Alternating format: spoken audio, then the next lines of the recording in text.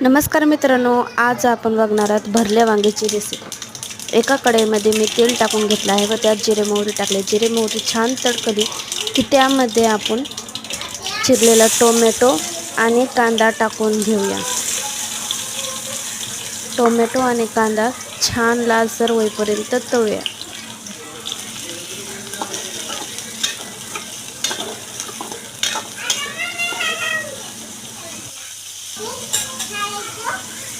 Tomato आणि कांदा छान तडकला की आपण त्यामध्ये कढीपत्ता टाकणार आहोत आणि काही मसाले टाकणार आहोत। हळद, तिखट आणि मसाला